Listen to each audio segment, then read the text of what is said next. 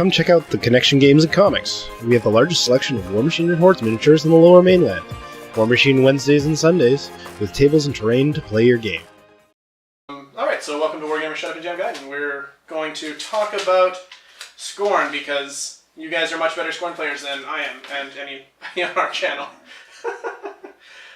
So, who are you? I am Bryce Hughes. I started off with Mercenaries and then switched to Minions and then played Skorne. Okay, and you? I'm Arthur. I played Skorne for a while, but I've been playing Red recently. Alright. And you guys have both played Skorne kind of in a variety of different tournament settings, and Serious Face, I know what I'm doing settings. Yeah, I went from like the beginning of the year, so I've been playing Skorne for about a year and a half. That's probably 2 years now. At the beginning of the year, like when I went to GodaCon, I was just like, well, I lost all my games. So that was fun. And then like you lost all your games? I won a game. I did very poorly at GodaCon. This year at GodaCon? Yeah. No, you did pretty well. I thought you were 2 and 3 at least in the first day, or 2 and 1.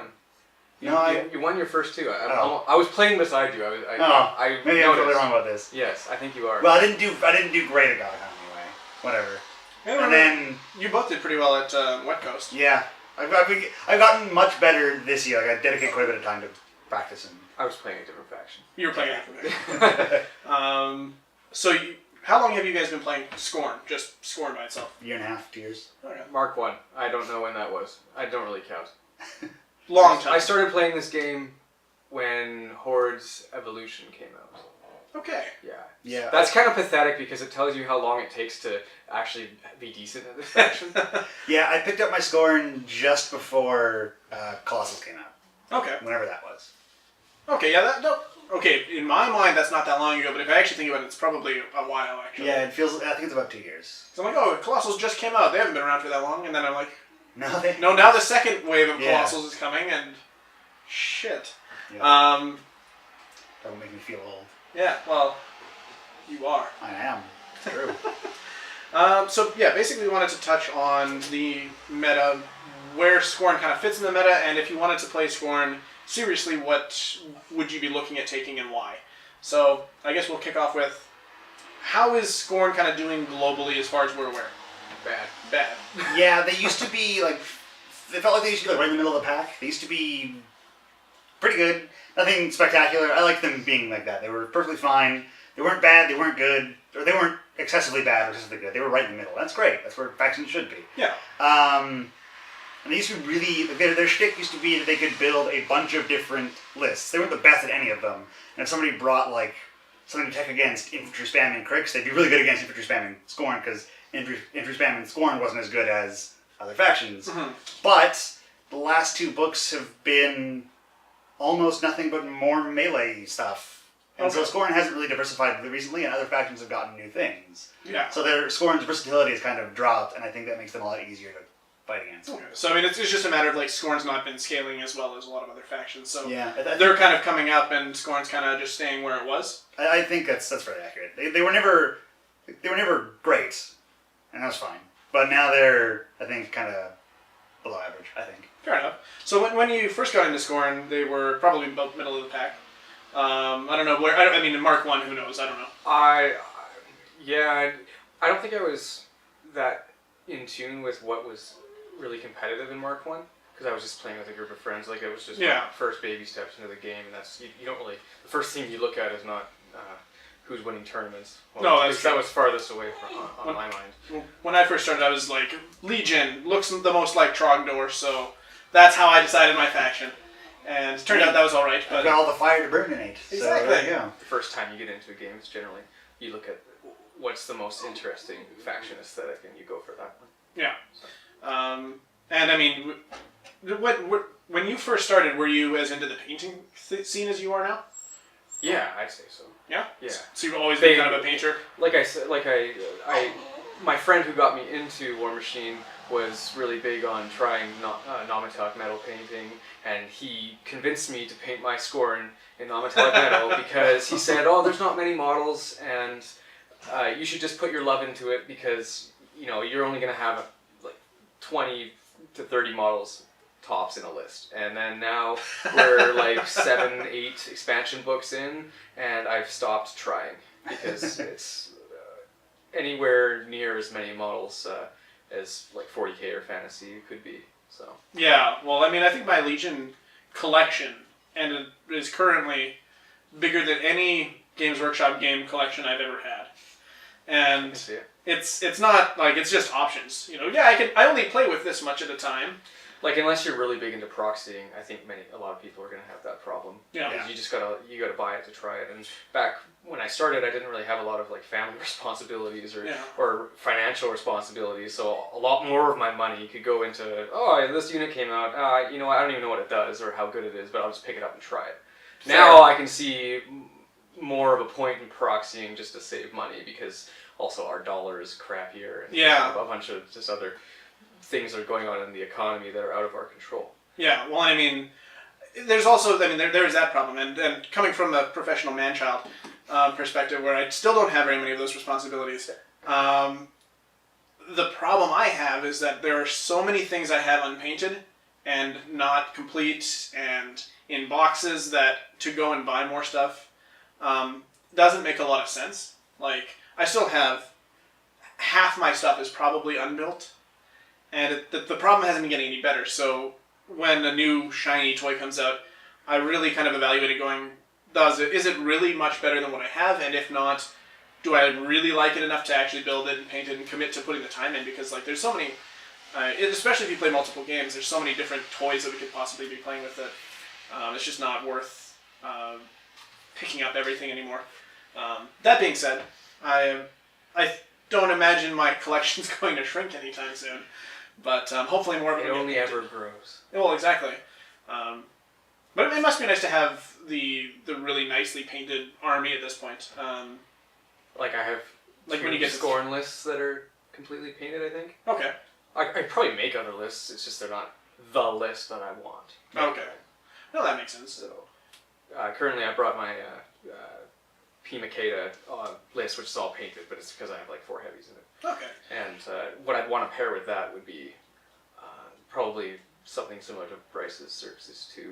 Probably not 8 or 9 Drakes like usual, but probably about half that with some Incendiary. And the goal there would be to counter Crix. So now that I'm talking about lists and what pairings are and what Skorne problems are, like Crix, Bryce, why don't you tell us some more about that? Oh, well, Crix has always been a problem for Skorne.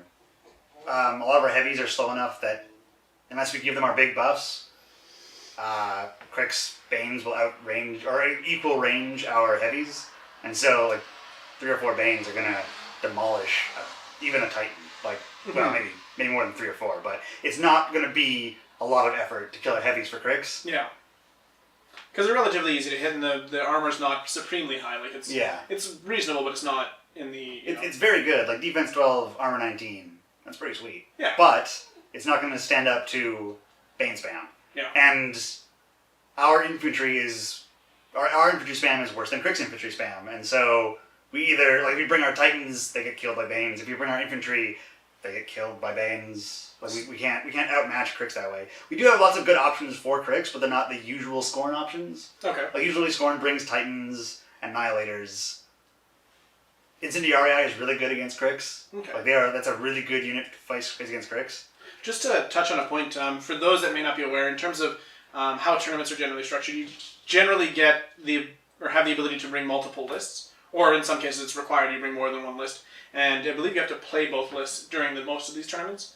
That's disappearing slowly. Is it? Okay. Yeah, a couple of tournaments coming up are scheduled without Divide and Conquer. Okay. Yeah. Which is where you have to use at least once both of your lists. Okay. Yeah. But the idea is that you can bring multiple lists because if you come across something that's a hard counter, you might have something prepared that can deal with it rather than just getting stomped. Yeah.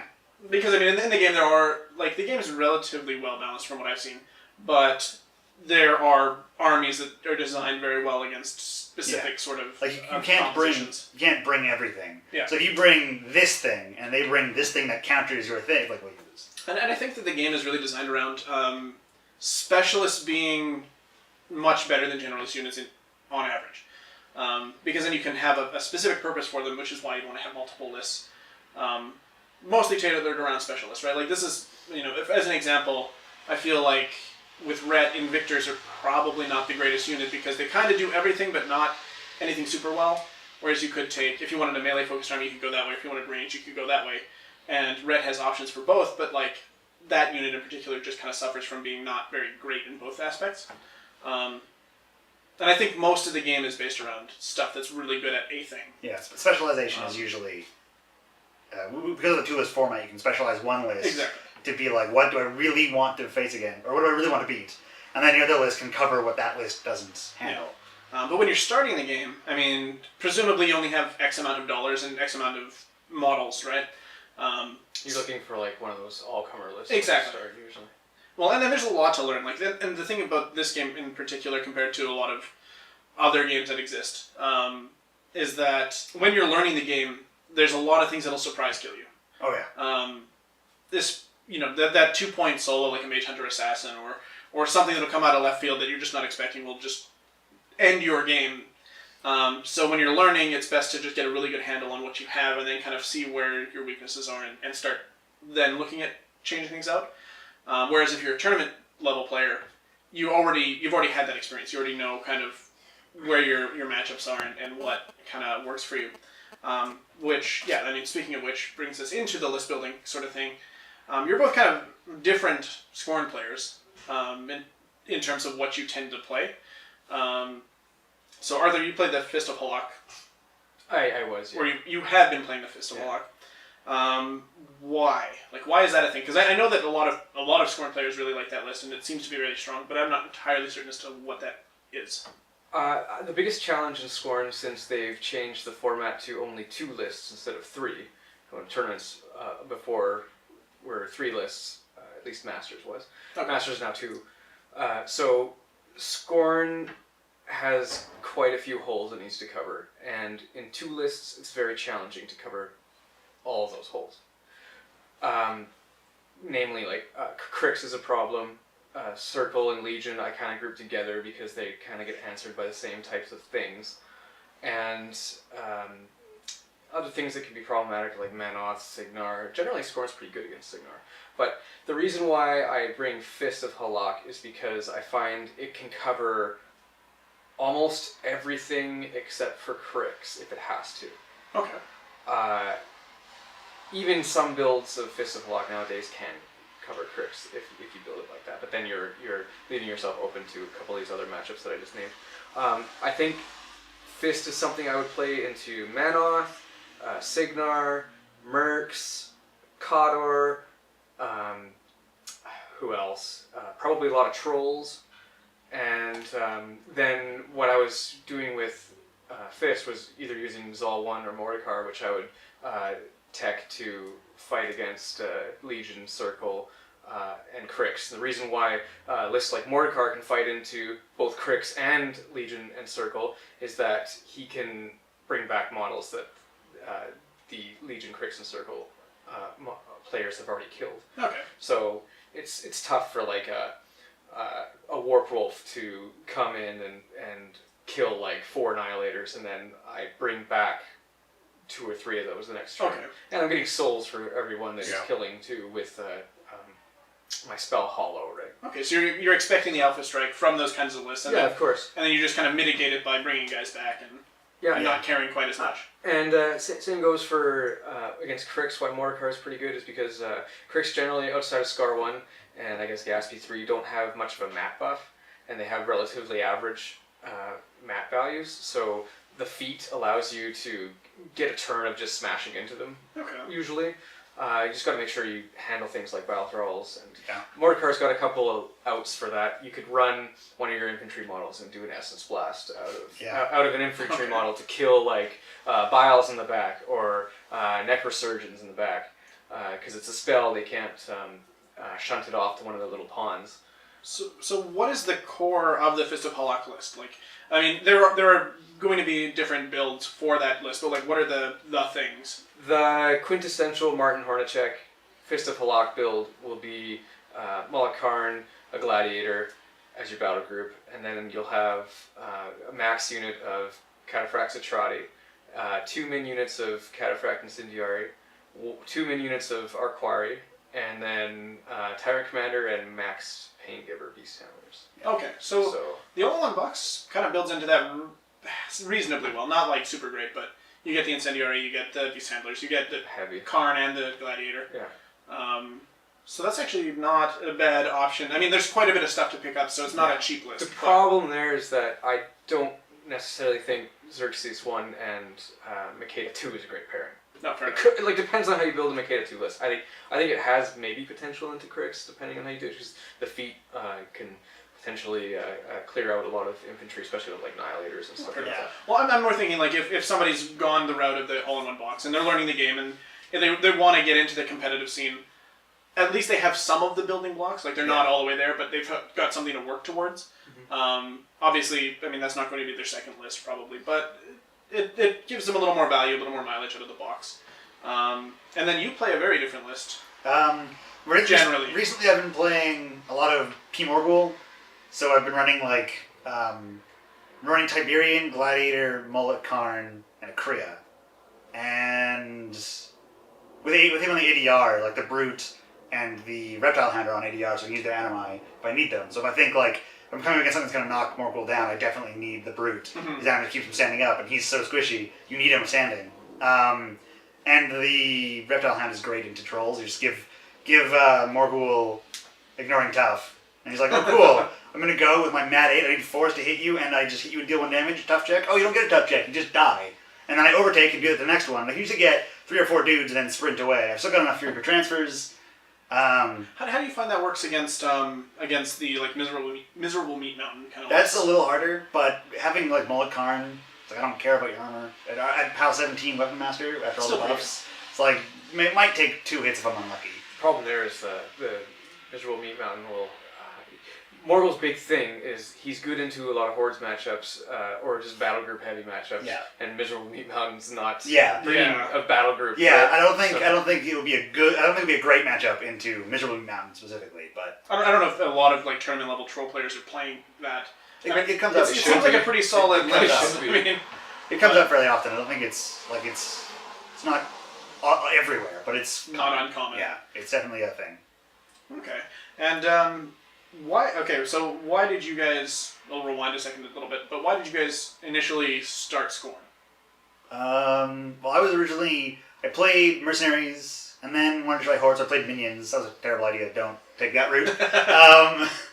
And then I was like, well, okay, I want to play an actual full faction after doing all this, and I was going to actually get into Crix. And then my friend I was looking at Skorne. Fool. What did you do? I was looking at Skorne or Crix, and I was like, Crix. And I bought like a few, didn't get heavy to Crix. And my friend was like, I am moving away and have 5 armies. I'm only taking 2. Do you want $300 worth of Skorne for $60? And I was like, yes, I do. And so I got into Skorne that way. Okay. And I guess torturing baby elephants also appeals to me. Okay, fair enough. I mean, the Agonizer is like my favorite model. The baby elephants have it coming. It's so sad. Its tears are literally magical. I love it. It's like my favorite model in the game. Okay. And what about yourself? I was, again, my friend was trying to get us into the game, and I basically liked monsters better than I liked robots, so I knew Hordes was going to be my game I was going to play. And then through looking at the factions, back then when I started, the sculpts weren't very pretty. That's true. And I was looking at Legion, I was looking at Circle, and I didn't like the goofy teeth in the Carnavian from Legion. And I didn't like the fact they didn't have eyes. I like dragons with eyes. And I decided that the Warpwolf it was just called a Warpwolf back then. It wasn't even a feral. But I didn't like the weird pose and the stupid smile on his face. Yeah, models have got a lot better than they were back in the day. Anyways, I like the Rhinodon look a lot, and I liked the armor of the Skorne. I felt like they were the most army-like out of any of the Hordes factions. Yeah, they're very militaristic. Yeah. And I like that. I wanted a uniform basically to paint. I didn't want to have to deal with like rags and stuff like that all day. That makes sense. I wanted something that I could paint in like a shiny red color or something like that. And I like the Titans too. It was just the aesthetic look. That's why I started into them. I had no idea what they did or anything like that. Okay, and for those of you that don't know, I mean, you're very into painting. You've been featured in No Quarter a couple times, and your stuff puts my stuff to shame horribly. But I've been painting since I was like 10 years old. Yeah. Well, and you have a lot of patience. I mean, to be able to do like the non-metallic metal stuff is just the amount of time and like layers and initiative you have to be able to do those kind of things. I think is fairly high. Yeah, I sucked at it when I started. Like I was just kind of fudging it when I first started. Sure. I'm like, oh, I guess that kind of looks right. But then you start looking at other people, use them as an example. There's tutorials online. Yeah. And then a lot of it you can experiment yourself later too. Yeah. Add new things to a recipe, stuff like that. Anyway, this is not painting podcast. No, fair enough. I just got to the point where like I didn't want to play with unpainted stuff. Right? It doesn't have to look super great. For me, it's a lot more cinematic. It's a lot more. Yeah. Like, for any of the tabletop games, like I just want to play and have like a. My guys all have colors, your guys all have colors. I'm getting to that point where I'm like, I don't want to play unpainted stuff. Except I'm terrible at painting. I don't really want to put the effort in to get better. Like, I've got so many things I do. My hobby is collecting hobbies, apparently. And painting is one of the ones that is like down. It's like, I should do that eventually. Or I could do this instead. And usually something else takes precedence. But when you start doing it and you notice improvement. Yeah, I'm definitely much better now than I was then. But now that I have a simple system that works. To me, even if people just like, did the basic army painter stuff, like spray everything a color, do some details, wash them, they're done. This guy. Like, that's still like way better than, gray and metal in general. But, I mean, people have, time commitments and stuff like that as well, I suppose. It bothers me when people look at this game as like a Magic the Gathering with models. You know what I mean? This is a hobby. It's a hobby. Well, exactly. There's a time commitment that you're kind of putting into I understand that not everybody likes to paint, but at least appreciate painted models at that point. That's true. I don't like people that will play this game, will buy the models, they'll throw their models together. Sometimes their pieces are falling off, and they just want to play like a RTS style, like Magic the Gathering game. Yeah. This is no matter what people say, they spend more time painting if they're a hobbyist than they do playing. That's probably true. Yeah. And I got to the point where like I can speed paint a whole bunch of stuff real quick. It's not going to be great, but it'll be done. And I mean we're getting to the point now where we've got a lot of different armies that we're kind of going through. And some of them are okay, some of them are less than okay, but ultimately like all of our battle reports are going to be 100% painted armies. Except for if we have guests that don't necessarily have everything painted. But Bryce. Well, it depends on which list I play. One of them's fully painted. Oh, you're playing that one. I don't care how good it is in the mirror. Yeah. Should be okay. So that kind of gives us kind of an idea as to where the meta is and whatnot. I wanted to know what your guys' thoughts on the all-in-one army box is, specifically because we looked at it more of like a outsider point of view. Yeah. And to us it seems pretty good, but we don't really know. But yeah, like what are your thoughts? I like it. It's good. Swordsmen, I'm a little on. Like, they're fine. You don't even get the UA. Yeah, without the UA, it's a little... They're less fine? Yeah, they're less Well, fine. that's the first purchase after you buy the battle box. There we go. Yeah, buy the UA. Or not battle box, all-in-one box. Yeah, buy the UA, get a bronze back, find 3 points. Yeah, well, bronze back is 50. disgusting. Yeah, the bronze back's so good. But the all-in-one box, like having the Moloch missile as like your thing, is tons of fun. You might not be able to do it very well, especially if you're just starting out. But man, the Moloch missile is tons of fun to just be like, I'm gonna buff up Moloch Karn, I'm gonna leash to move him before he even activates. I'm just gonna send him off and like sidestep around, and just like it's tons of fun. Well, and I think that the times where it goes off, and like you actually get the caster kill on it, it's with Moloch Karn. Yeah. It's going to be very satisfying. Whether or not, like, I don't think that should ever be your game plan. Like, I don't think you should look at the game going, we're going to assassinate the caster. We've probably played the scenario, but, which I think everybody should be playing scenarios. Even if you're just starting out, scenarios balance the game a lot better than just, like, army on army deathmatch. Yeah. But yeah, swordsman notwithstanding, I think the rest of the box is pretty good. Yeah. And I think the swordsman can be used, probably with the UA in certain circumstances. It's just a lot more corner casey. I guess it's pretty all-comers with the Incendiary. Yeah. Like the Incendiary, you're going to want a lot in all sorts of lists. Not bad with Road to War either. Yeah, Road to War gives them an extra 2 inches. And then, does it come with a standard Tyrant Commander and Standard Bearer in the box? Not I don't think so. No. Okay. No. Because if it did, then they can walk. They can Yeah. have 9. It's just the 35 points. So the 6 Incendiary, the Swordsman, the Beast Handlers, Karn, Gladiator, Adeptus Marketh, and almost all of that you will use in almost any list. Like the Gladiator will be in almost every list. If you're bringing a bunch of beasts, it's going to be everywhere. The one thing I don't see very often is the Swordsman anymore. Yeah, everything else in that box is really good. Like Incendiari are great. I don't see Skorne very often anymore, to be honest. Skorne is one of the least played main factions, I think. Like it seems to be really rare. I think that makes it a little appealing though. Like I personally never want to be the guy that's playing the same faction as everybody else. That being said, I don't like losing all the time as well. So see, for Skorne, like their aesthetic, like they're very sort of like spikes of evil. So if you like that, you like that, and I like that. But some people don't, and then some people don't like the animal torture aspect. Like I can understand why people wouldn't like the Agonizer. Like nobody's gonna sit here and think like, oh, it's the Skorne has a if you play Skorne, you're an immoral person. But it doesn't appeal to some people. Like it's not a draw. It was for me, but for some people it's like I'd rather play something else, and like that's fine. I kind of chose to ignore that part. I was just like, okay, whatever. Like some people will just be like, whatever. Some people like it's not appealing, it's not unappealing. Some people might just be more appealed by something else. Could be the reason why some people don't play it. Yeah, like it affects. I'm sure it affects some amount of the players, but they're also not a power faction, so they don't draw that kind of player. I think that's a big reason. That's a big reason. Like they're not. They don't like if they were kind of unappealing, but a power faction, people would play them. Yeah, because I don't think nothing in the aesthetic of Skorne would take someone away aside from that. From that, like if they were a power faction, people are like whatever. I don't like them that much, but cool, I'll take them. And then, but since they're not a power faction, it's like, well, do I like the aesthetic? Not as much as I like this other faction. So how original is? Can I swear on this phone? Yeah. A fucking undead army. Come on. Yeah, that's true. Get out of here. Like every fantasy game that's ever existed. Everybody wants to play the undead guys. Yeah, but some of them are undead robots. And pirates. Ooh. Yeah. Fuck that.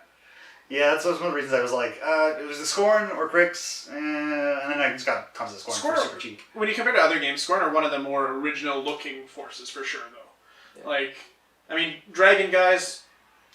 There's been a lot of armies and a lot of different games that have dragon something. Yeah. Random dudes with robots, kind of all grouped into the same sort of thing. Yeah. But like aesthetically, crazy elephant guys and cyclopses, like that's not something that you normally. They got like a Roman. They've got a lot of Eastern, Persian Empire, Rome, sort of Japanese, some Chinese, like some ancient Chinese stuff. The banners are very Japanese. Yeah. And like the Hokusune code. Yeah, exactly.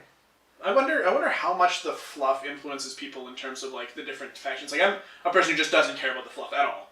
I didn't care about the fluff when I bought my faction. I like the Skorne fluff quite a bit. Like I probably know, not in any intimate detail, but I know most of the Skorne story. I like it a lot, but I don't care much about it either. I think there's some people that have played that come into this game from the Iron Kingdoms RPG. Yeah, game. Really? They might like fluff better than.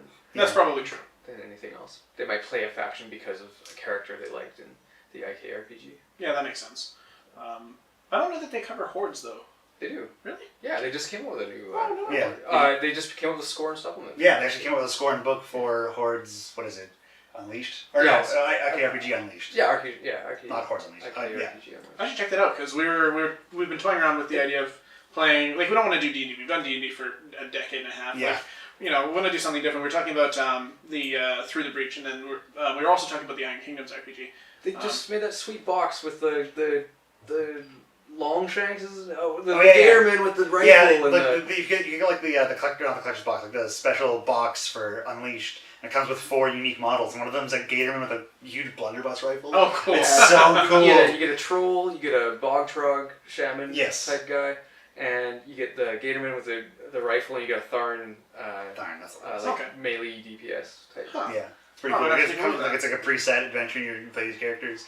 Yeah. It's like 4 cool models. I'm actually thinking of picking it up just for the models. And then you fight Pharaoh in the box. There's like a Targ. Fair enough. and like a couple of razor boars and stuff like that. To bring it back to sorry. No, that's fine. But to bring it back to the Skorne, you mentioned that Crix is kind of, or can be a rough mashup. Is Crix the kind of the big bad army that you're worried about most of the time? It is for me. Yeah, I would say so. I have trouble with, In particular, Epic Kruger has been really Oh, bad. yeah, Kruger 2 is really brutal. bad for Skorne. But I think now that we have Tiberian, as long as the list you're planning on using to counter Circle has Tiberian, Yeah. then you can get around Epic Kruger quite handily. Especially like my list is what I would use against Circle, and I got an Agonizer and Defender's Ward to throw on Tiberian. So even Primal Getorix is gonna be iffy. Going in there against him, right? Yeah, when he's defense 13, armor 23, Yeah. and they're doing -2 damage because of the Agonizer. Yeah, so he's like essentially armor 25. That's Yeah, insane. that's- And there's no way to turn him around, so the shield's gone. Yeah. Which is annoying when before Tiberian, when you're playing Chain Gang and you'd have sentries and just turn around, get a mat buff and an armor debuff on you.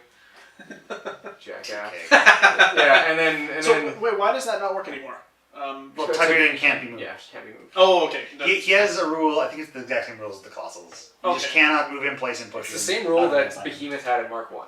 Which Why? Movable objects. Yeah. Okay. So you can't be placed. The only time Tiberian can move is during his regular movement. So that also means that You can't move him. You can't you can't beat back. You can't Oh, sprint him.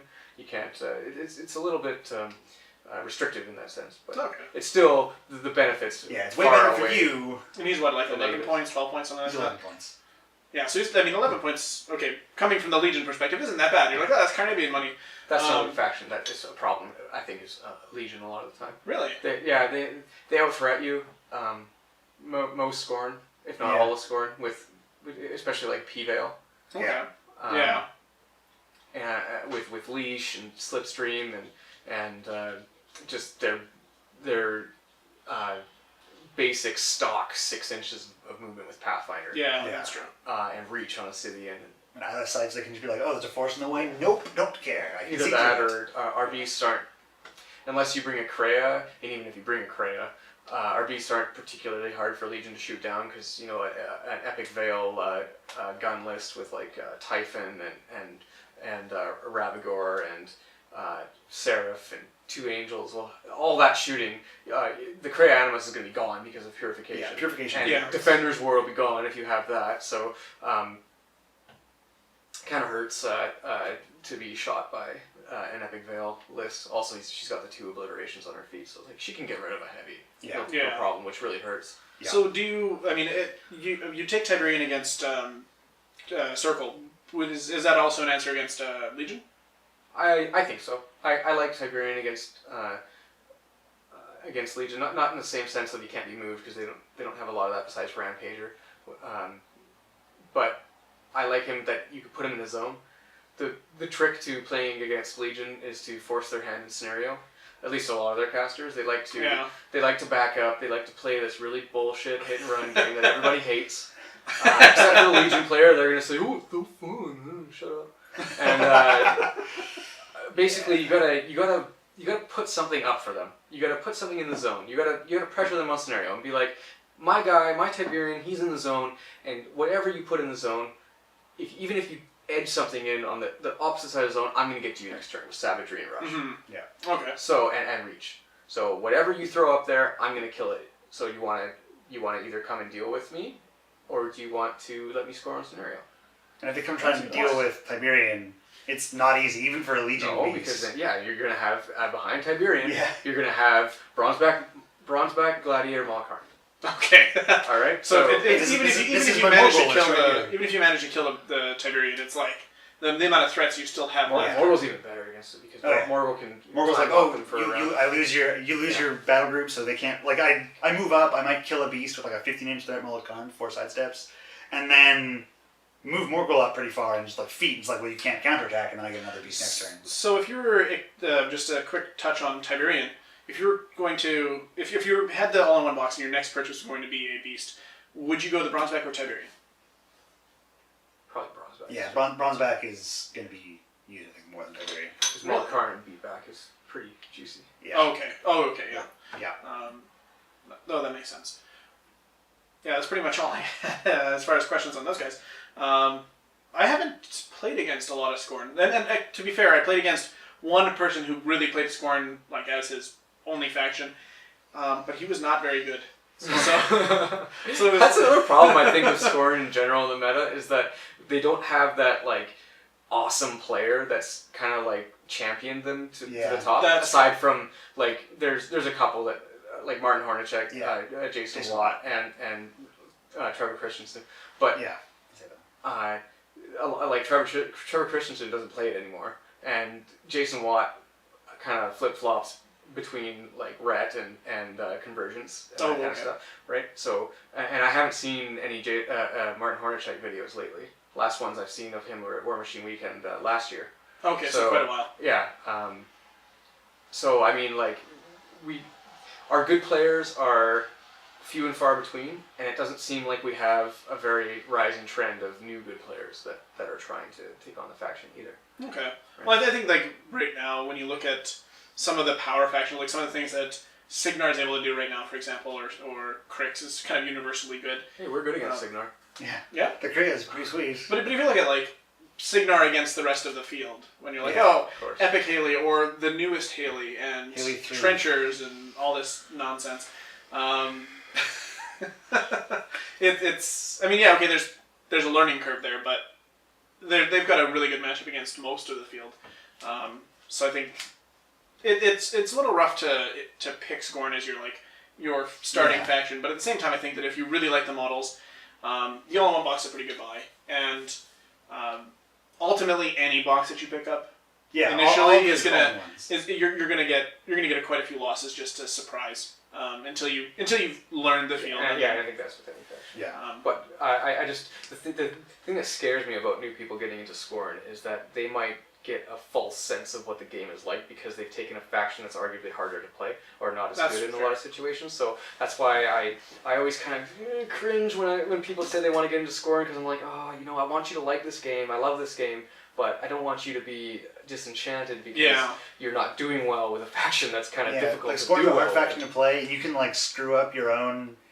There's a reason it's called Skornergy, as the opposite of synergy. And you might not know of these interactions, and you'll start playing them, and someone will call you out and be like, no, you actually can't do that because this other model you brought prevents you from doing a thing you want to do. It's like, that sucks so much. Yeah. Well, there's the same reason why I don't typically recommend people pick up like the Circle box. Or even the Circle Battle box, because... Does the Circle box come with stones? It does. It comes with one unit of stones. One unit of stones. And the UA. But it comes with the Thorn. I'm not sure if it's the Ravagers, the guys with the bows, like the heavy infantry with the bows are really only really good with like the blood pack.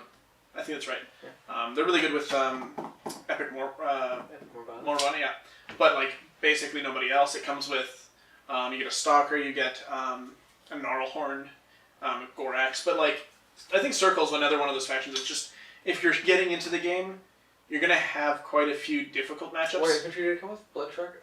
Did it come with small-based infantry? No, it just comes with the medium-based infantry, guys. Oh, interesting.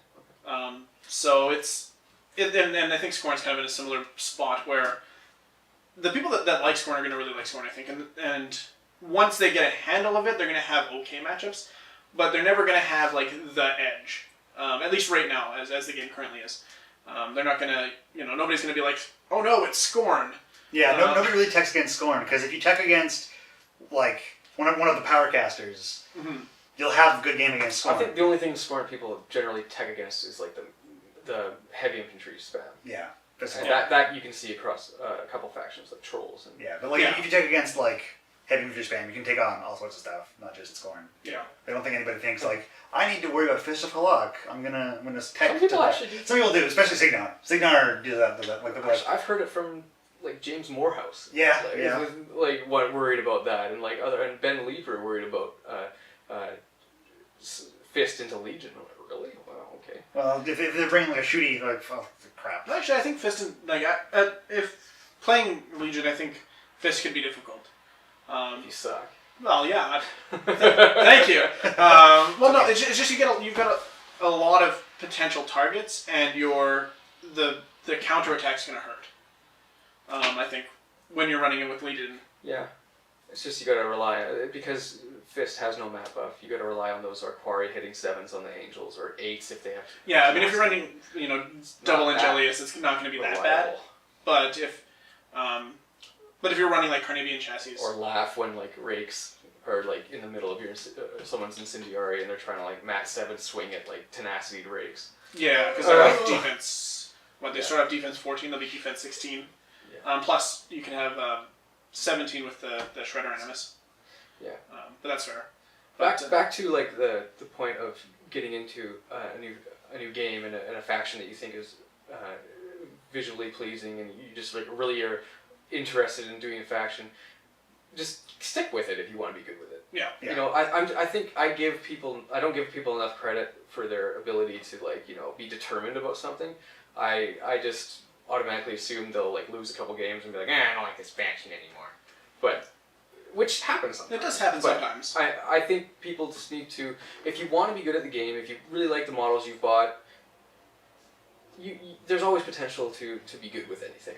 Right? And I think one of the, well, as the game currently is, where it's kind of situated in the world of tabletop war games, a lot of the people that are starting with War Machine have come from games like Warhammer, and part of the issue is that you're going from a very luck-based dice game to, there is still a luck-based component, and it is still the dice game, but you're going to a game that has a considerable deeper sort of strategy. You need to study this game. And so if your immediate assumption is that it plays like Warhammer, you're going to lose a lot of games. Oh yeah. And once it clicks, once you get that, you're like, oh, okay, now how I play with this matters. You can then start looking at exactly how you can best use your units and how you can best get the most out of them. And it is going to be a little bit harder with Skorne as a faction compared to certain other factions, but at the same time, I think the number one seller of any kind of faction or of any game, and what I recommend people is go with whatever models you like the most, because you're going to be more likely and more interested in building them. You're going to be more likely and more interested in painting them, and then once you've invested your time and energy into this army, you'll figure out how to make it work, hopefully. But if you're the kind of person that's like, oh well, this doesn't work, I'm going to go get a new army book. It's not. I don't feel like War Machine's very much that game. I think if you're starting out as a new player in War Machine, any army you're going to pick up you're going to have a fair amount of difficult games before you start getting that kind of skill under your belt and start enjoying winning more games. Especially if you're going into a meta that's already established. Yeah. Already know. Yeah. Well, like in Vancouver's there's quite a few difficult opponents in sort of the Vancouver area. I feel. There's a couple that aren't playing as much anymore. Like Todd's Cricks, for example. I don't think he plays at all anymore. No, he just plays Malifaux, and then when a big tournament comes around, he's like, I guess I'll get into War Machine, then he goes and wins it. Yeah. Yeah. The first tournament I ever went to, I had been playing for like 3 months. My first tournament game was against Todd. Oh, brutal. And you beat him, right? No, he tabled me. You got He him. tabled me. No, you got him. Yeah. I can count my wins against Todd on one hand. He's a tough opponent. I can count my wins against Todd on one finger. I think I've played him. I think I I played can him. count 0 on one finger. Exactly. I don't know. Divide by 0 and doing everything. I think I played him 7 or 8 times. I might have won a game, maybe. Yeah. He's just a very hard opponent. But there are a couple of guys that are very good. I was at Connections a few months ago, and there was a girl who was getting into the game. She had Skorne, and she was playing against Todd and Todd Cephalix, and I helped her kick the shit out of Todd. Nice. It was glorious. It was glorious. Todd gave her a scenario too, what she could do to recover the game and stuff, and I was like, no, don't listen, that's stupid. And I told her the way to go, and I beat him. I beat him against his own suggestions. Live vicariously through this person. Oh, that's a horrible matchup for Skorne too. Cephalix? Oh yeah. Thexus? Yeah, excellent Thexus. Oh my God. Ceiling. Oh god, what? Oh man. Oh, well, telekinesis ruins a lot of Skorne stuff. Oh, agonizers don't work against the wreckers. Morgul's feet doesn't work against the wreckers. It's bad. It's a bad day. Are we gonna play? Yeah, we're gonna get a game underway, and that'll be that. Please like, comment, subscribe if you want to hear more from these guys. That's probably too bad, but I don't know. We'll see what happens. But thanks for watching.